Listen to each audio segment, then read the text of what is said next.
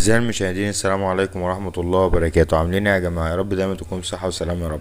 الفيديو بتاعنا النهاردة هنتكلم فيه عن بعض عملات الملك فؤاد الأول، اللي هو من سنة 1923 و 1924. بس أنا جيت على حسب ما أنا لقيت في يعني في الكتالوج، بدأت إن أنا أعمل البحث.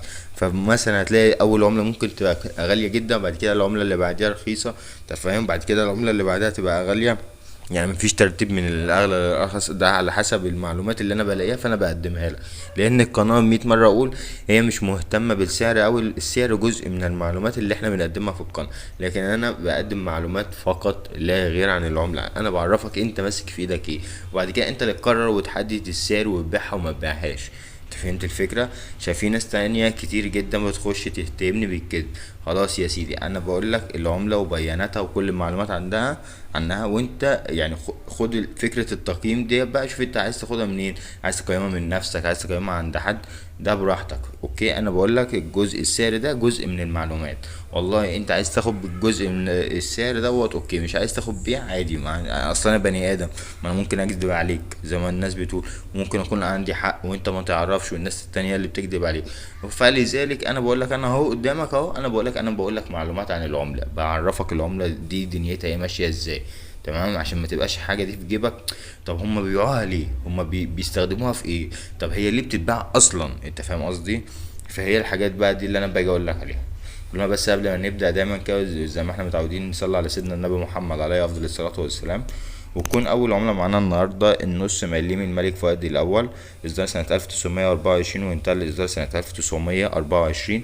معموله من ماده البرونز، وده الماده ديت يعني بتبقى صعب ان انت تحافظ عليها في الحاله الانسب او في الحاله الجيده. يعني مينفعش تسيبها كده كل ما نهب ودب يمسكها. اوكي، كمية السك المسكوكة منها 3 مليون قطعة فقط لا غير، بسعر الأنصر للقطعة الواحدة 7750 جنيه بواقع 250 دولار، وسعر الحالة الجيدة 6510 جنيه بواقع 210 دولار. نخش بقى على عملة المليم بتاعت الملك فؤاد، إصدار سنة 1924 وانتهى الإصدار سنة 1924. معمولة برضو من مادة البرونز بوزن 4.3 جرام. كمية السك 6 مليون و500 ألف قطعة، بسعر الأنصر 5735 جنيه بواقع 185 دولار، وسعر الحالة الجيدة ب4185 جنيه بواقع 135 دولار. نخش بقى على تالت عملة، الاتنين مليم الملك فؤاد الأول، إصدار سنة 1924 وانتهى الإصدار سنة 1924. لو أخدت بالك السنة دي هي أندر سنة، كل عملات الملك فؤاد ما بتحاول يعني أسعارها ما تجيش جنب الأسعار دي حاجة. أوكي، أنا هكمل لك أسعار الملك فؤاد عشان في ناس معاها عملات تانية. أوكي، بس سنة 1923 وسنة 1924 هما المهمين. معمولة من الاتنين مليم ديت من النحاس والنيكل بوزن 2.5 جرام، وكمية السك 4 مليون و500 ألف قطعة فقط، بسعر الأنصر 1085 جنيه، مع إنها معمولة من النحاس والنيكل لكن كمية السك هنا أثرت على سعرها. أوكي، 4 مليون و500 ألف قطعة من سنة 1924. أوكي، سعر الأنصر 1085 جنيه، ب1085 جنيه بواقع 35 دولار، وسعر الحالة الجيدة ب715 جنيه بواقع 23 دولار.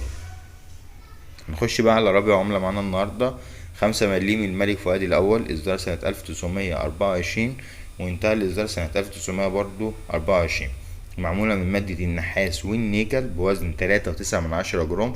كمية السك بتاعتها 6 مليون قطعة فقط، بسعر الأنصر 930 جنيه بواقع 30 دولار، وسعر الحالة الجيدة ب680 جنيه بواقع 22 دولار. كمية السك شفت أثرت عليها ازاي؟ 6 مليون قطعة، على عكس الاتنين مليم اللي قبلها كانت 4 مليون قطعة فقط، فتلاقي سعرها أغلى مع إن الوزن بتاعها أقل 2.5 جرام. مهم يعني. نخش على خامس عملة، ال10 مليمات بقى بتاعت الملك فؤاد الأول، إصدارها سنة 1924 وانتهى الإصدار سنة 1924. معمولة من مادة النحاس والنيكل بوزن 5.19 جرام. كمية السك 2 مليون قطعة فقط لا غير.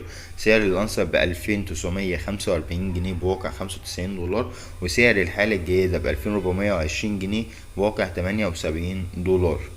خش على سادس عملة معانا النهاردة، الاتنين قرش بتاعت الملك فؤاد الأول، تاريخ إصدارها سنة 1923 وانتهى الإصدار سنة 1923. معمولة من مادة الفضة بوزن 2.8 جرام، وكمية السك 2 مليون و500 ألف قطعة.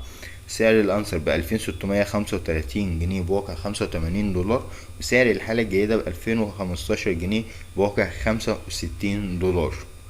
ركزوا جدا في كميات السك اللي انا بقولها، انا عارف ان انا بقولها بسرعه بس عشان هو الفيديو هيبقى كبير حبتين. تمام.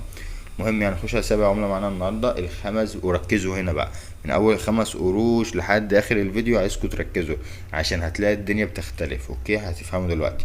السابع عمله معانا النهارده ال5 قروش الملك فؤاد الاول، اللي هي فيها حرف اتش من تحت خالص من قدام في العمله. اوكي تاريخ اصدارها فيها حرف اتش، اديني بقول 5 قروش الملك فؤاد بحرف الاتش.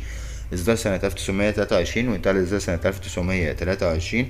معمولة من مادة الفضة بوزن 7 جرام، وكمية السك 1,800,000 قطعة. كمية السك يعني العملة اللي فيها حرف اتش 1,800,000 قطعة. بسعر الأنصر ب1860 جنيه بواقع 60 دولار. بسعر الحالة الجيدة ب1300 جنيه بواقع 42 دولار.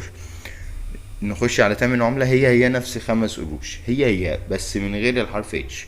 تمام. يعني مثلا تاريخ الزراعة سنة 1923 وانتهى الإصدار سنة 1923، ومعمولة من الفضة عادي، والوزن 7 جرام وكل حاجة. لكن اسمع كده بقى، كمية السك اللي هي مسكوكة 800,000 قطعة فقط من غير حرف الاتش. عشان كده أنا قلت لك ركز في الأول. 5 قروش ديت اللي هي من غير حرف اتش من قدام، منها 800,000 قطعة اللي من غير. تمام. سعر الأنصر ب5580 جنيه بواقع 180 دولار للقطعة الواحدة، عشان زي ما انت شفت مسكوك منها 800,000 قطعة. وسعر الحالة الجيدة ب4340 جنيه بواقع 140 دولار. نخش بقى على تاسع عملة معانا النهاردة ال10 قروش الملك فؤاد الأول بحرف الاتش. تمام. تاريخ إصدارها سنة 1923 وانتهى الإصدار سنة 1923. معمولة من مادة الفضة بوزن 14 جرام، وكمية السك 1,000,000 قطعة فقط لا غير. سعر الأنصر ب2635 جنيه بواقع 85 دولار. ومش عارف انا لقيت سعرها كده فانا جبتلك كده، مع ان 1,000,000 قطعة فقط، وال10 قروش الملك فؤاد مطلوبة برضه مهما كان بحرف الاتش او من غير حرف الاتش، بس انا لقيت سعرها كده، فعشان كده انا بقولك جزء من المعلومات عشان محدش يخش يقول ان انا بسعر من دماغي بتاع. لا، انا بجيب لك الاسعار عادي كانها معلومات ببحث عنها واجي اكتبها لك، انت تاخد بيها اوكي، مش عايز تاخد بيها ما انا ما قلتلكش خد بيها عافيه. يعني انت فاهم الفكره، انا ما قلتلكش خد بالاسعار دي ما بقاش غير بالاسعار، لا، انت خد المعلومات المهمه اللي انا بجيبها لك، والحمد لله دي معلومات معتمده وانا واثق فيها 100%. ايه الاسعار يا سيدي؟ انا بقول لك روح شوف مصدر تاني عادي، قيمها انت من نفسك. كل واحد بيقيم حاجته في الدنيا ديت عادي. انا بمتلك الشيء ده مش هبيعه غير بكذا، خلاص عادي، يعني محدش هيجبرك على حاجه. اوكي عايز تسمع للناس اللي في الاسواق الشعبيه اللي بيلموا العمله، اسمع، ما عنديش اي مانع، فاهم قصدي؟ لكن ما تخشش تشتمني في التعليقات. سعر الانسب ب 2635 جنيه بواقع 85 دولار زي ما احنا قلنا، اللي هي ال10 قروش الملك فؤاد الاول بحرف الاتش. وسعر الحالة الجيدة ب2015 جنيه بواقع 65 دولار. نخش بقى على 10 عملة اللي هي 10 برضو قروش الملك فؤاد الأول بدون حرف الاتش. اللي بيختلف بين الاتش وبدون حرف الاتش هو حرف الاتش ذات نفسه، يعني مش هتلاقي اختلاف وكمية السك طبعا مش هتلاقي اختلاف في الفضة، قصدي يعني المادة أو الوزن بتاعها أو الإصدار. تاريخ إصدارها سنة 1923 وانتهى الإصدار سنة 1923. معمولة من مادة الفضة بوزن 14 جرام، وكمية السك 400,000 قطعة فقط لا غير. سعر الأنصة 6975 جنيه بواقع 225 دولار. يعني قول بسبب التحويل وكده ممكن يكون يا عم ب7000 جنيه من غير حرف الاتش. ال10 قروش الملك فؤاد الأول من غير حرف الاتش، بدون حرف الاتش عشان انا ممكن الدغ في الرق، بدون حرف الاتش. تمام. كمية السك 400,000 قطعة فقط لا غير، يعني مكملتش حتى نص مليون، ده لسه عن نص مليون 100,000 قطعة بحالهم. اوكي يعني انت لو معاك قطعة، يعني انت معاك قطعة من 400,000 قطعة موجودين بس حوالين العالم، عشان بس الناس تفهم وتقدر معنى الشيء اللي معاها ده. انت معاك قطعة واحدة من 400,000 قطعة بس متواجدين في العالم. شوف كم واحدة اهلكت وضاعت ورجعت البنك واتدمرت، فاهم؟ فممكن ما يكونش متبقي غير مثلا 200,000، فانت معاك قطعة من 200,000 قطعة بس متواجدين حوالين العالم. انت فهمت الندرة اللي معاك؟ فهمت الذهب الحقيقي اللي معاك؟ بس فعشان الناس بتخش تترجم في الفيديوهات ان الكلام ده مش منطقي، عشان الكلام ده انت ما فكرتش فيه او حدش قال لك انا هاخد منك العمله قبل كده بالكلام ده. انت عارف لو حد قال لك قسما بالله لا هتبقى هتخش تشكر المحترم، تشكر المحترم وهتشكرني، فاهم قصدي؟ لكن انت ما قابلتش حد هياخد منك طبعا بالاسعار دي، كلهم عايزين يضحكوا عليك، هم عارفين قيمتها. انا بقى مهمتي هنا انا اعرفك قيمتها، عشان ما واحد زي ده انت مثلا تقابله او تروح لو تكلم مع الناس في الكومنتات بتاعت بيع العملات، الجروبات بتاعت الفيسبوك، او تنزلها على الاوليكس، لما يجي مشتري ويجي يكلمك في حاجه، اقول له يا باشا انا عارف واحد اتنين تلاته عنها. انت فاهم؟ هيقطم، مش عارف يتكلم معاك، هيبدا يفاصل معاك في السعر على طول، مش هيهري كتير فيها. فاهم؟ المهم يعني كمية السكة ب 400 ألف قطعة، وسعر الأنصر 6975 جنيه. 6975 جنيه بواقع 225 دولار. وسعر الحالة الجيدة 5890 جنيه بواقع 190 دولار. نخش بقى على العملة رقم 11، ال20 قرش بتاعت الملك فؤاد الأول بحرف الاتش. وهنا الآية اختلفت، اسمع كده، ال20 قرش الملك فؤاد الأول بحرف الاتش. تاريخ إصدارها سنة 1923، وانتهى الإصدار سنة 1923. معمولة من مادة الفضة بوزن 28 جرام، وكمية السك 50 ألف قطعة فقط لا غير. بسعر اللانسر 18600 جنيه بواقع 600 دولار أمريكي. سعر الحالة الجيدة ب17670 جنيه بواقع 570 دولار. ندخل بقى على آخر عملة يا جماعة النهاردة معانا، ال20 قرش بتاعة الملك فؤاد الأول بدون حرف الاتش. تاريخ إصدارها سنة 1923، وانتهى الإصدار سنة 1923. معمولة من مادة الفضة بوزن 28 جرام. كمية السك 100 ألف قطعة، وغالية جدا برضو، بسعر الأنصر 12400 جنيه بواقع 400 دولار. وسعر الحالة الجيدة ب11650 جنيه بواقع 375 دولار.